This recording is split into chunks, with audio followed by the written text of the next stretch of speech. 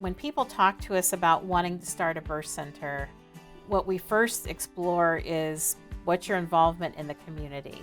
What kind of influence do you have? What do you know about the number of childbearing families within a catchment area of about an hour, maybe an hour and a half, to be able to financially sustain a freestanding birth center? They're expensive based on how they're designed and how many rooms, but they're also very viable financially if designed with a lot of forethought. You know, there are home birth midwives who want to create a birthing center, and that's a great pipeline.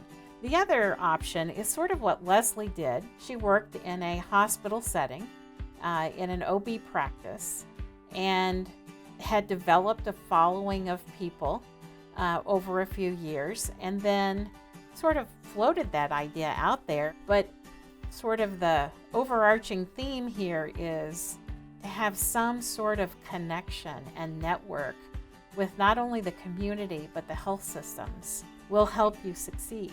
The birth center model and a hospital birth is probably less complex than I'm going to do all three. Your staff has to be much larger if you're going to offer home birth as well. So part of it, I think, Swea, is narrowing down what I call your wants and needs. But what does this mean for you as a professional, for you and your family, for finances, and what you're willing to do personally? Like, what do you want and what do you need? And how does that fit in what is becoming something of a calling for you? I can hear it. I know you're inspired to do something. And once you've identified, what are the parameters you got to figure this out in, we have a lot of ways we can help. We help businesses start at a various levels.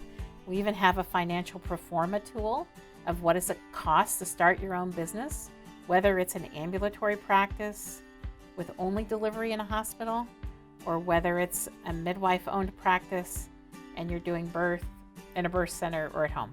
You could start an ambulatory midwifery practice for next to no money, honestly. Okay. We don't use very many tools, right? Where's my Doppler? We use a Doppler. Right. We use our hands. We don't have a big master sheet that we bill for all kinds of procedures on. And so you can start that ambulatory clinic in a very small space, or you could even rent someone's space where you don't even have to go buy anything.